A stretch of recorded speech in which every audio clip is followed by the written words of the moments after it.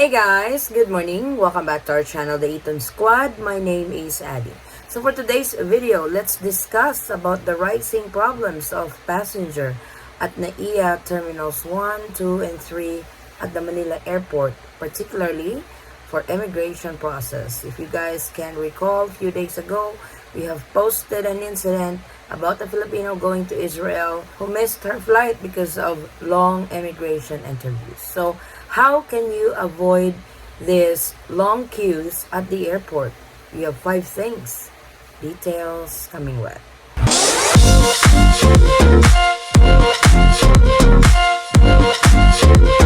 So if you are a frequent flyer, you probably have experienced the different types of immigration officer when you land in a particular airport. Here in the Philippines, there seems to be a lot of complaints lately online about immigration long queues of passengers at the airport. There are several passengers actually who missed their flight or got offloaded because of longer interviews during the immigration process. And like I've mentioned earlier at the beginning of the video, a Filipina who got offloaded missed her flight, rebooked her flight the next day to go to Israel because of long immigration process, which she was asked to show her yearbook and other stuff. So today I have prepared 5 things to avoid these incidents at the airport. Some passengers get lucky that their immigration process is short and fast, but there are some passengers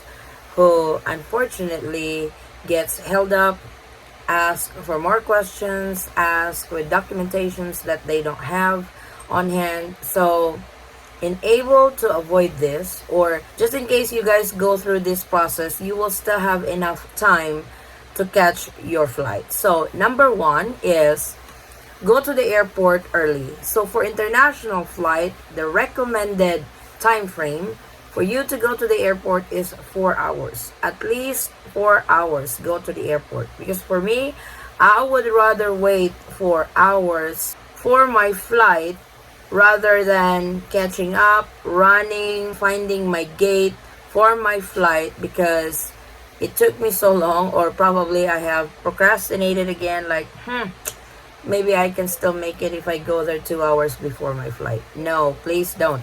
Especially, like I said, if you are flying international, the recommended time is 4 hours prior to your departure, because you don't know when you get to the airport. The lines for the check-in is already long. The lines for the immigration process is already long. When you depart the Philippines, you have to fill out the departure card.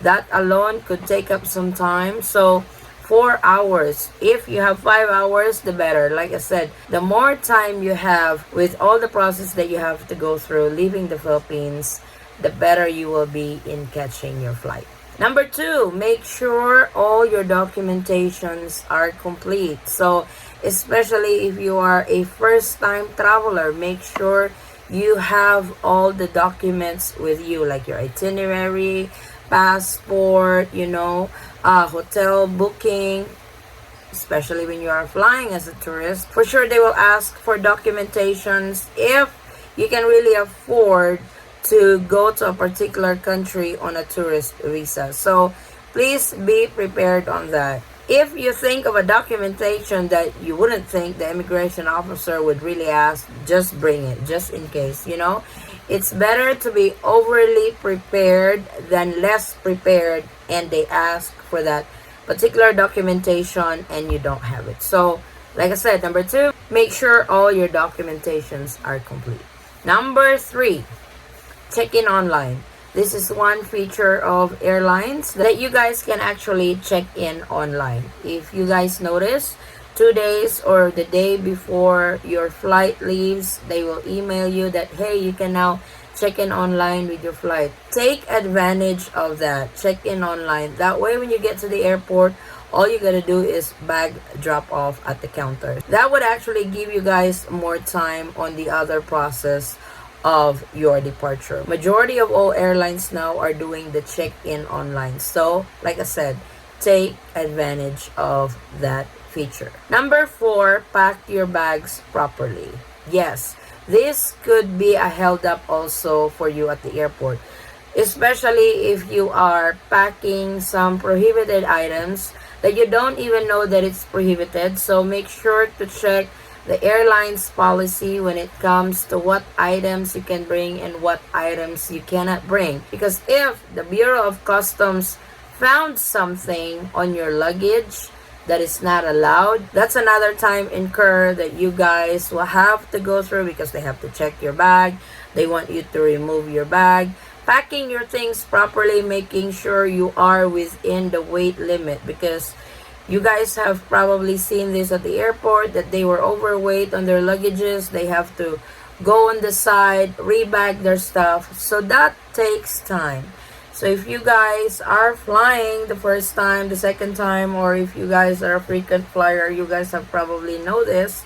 Make sure to pack your bags properly. And the last one is wear appropriate clothes. So I say this because you want to be comfortable when you are traveling.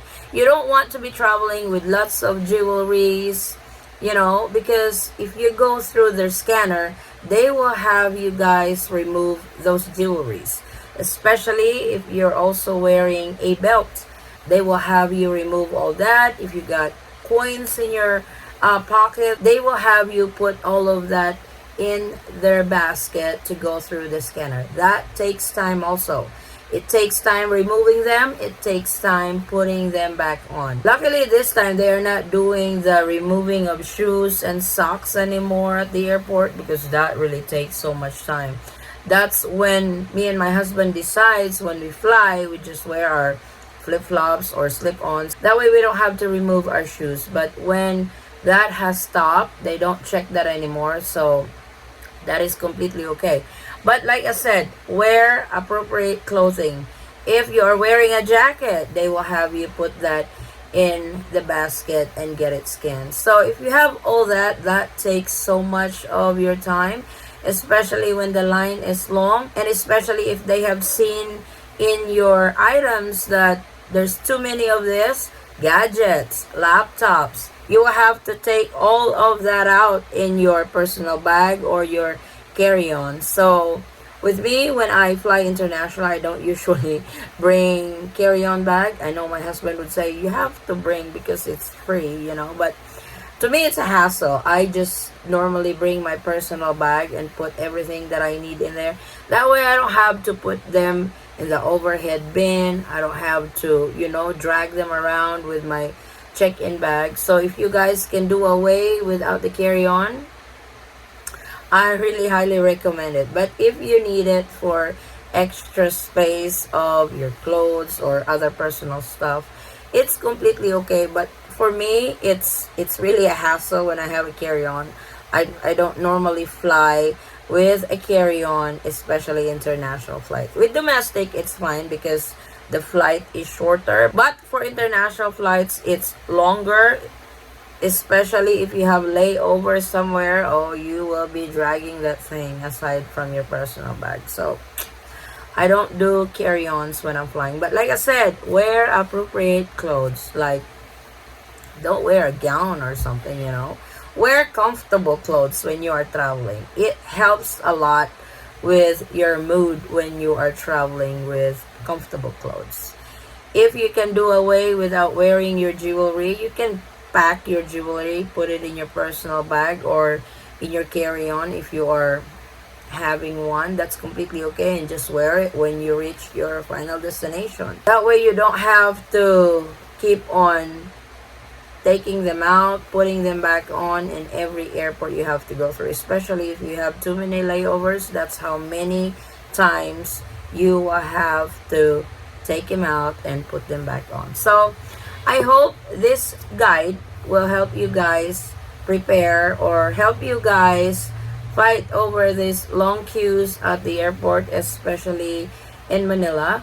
But according to the Manila Authority, they are going to be putting more e-gates. So this is where you just scan your passport, just like what they do in the States. And the Bureau of Immigration is also adding more manpower. That way there's more immigration officers who's going to process passengers going out of the country. And the Manila Airport Authority as well is asking the airlines if they could check in passengers way ahead of time, because there are passengers, like I said, if you are at the airport 4 hours prior to your flight, usually the check-in counters are still closed. They don't open 2 hours before your flight. So you've already lost 2 hours there if you were at the airport 4 hours prior. So the Bureau of Immigration and the Manila Airport Authority is asking the airlines if they could open their gates earlier for passengers who wants to check in early.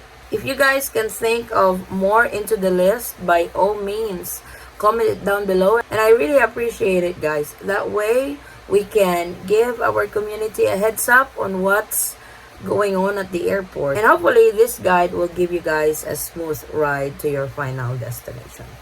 This is our latest travel updates. Thank you guys so much for watching. If you have any questions, concerns, or inquiries with regards to this video or in any of our travel related videos, please comment it down below and I will try to get back to you guys as soon as I can. Or you can direct message me in our Facebook page, same handle, the Eaton Squad. Again, guys, thank you. Thank you so much for the continued support and trust to our channel and to our family. I hope to see you on our next travel update. Stay safe, stay healthy, and God bless everyone.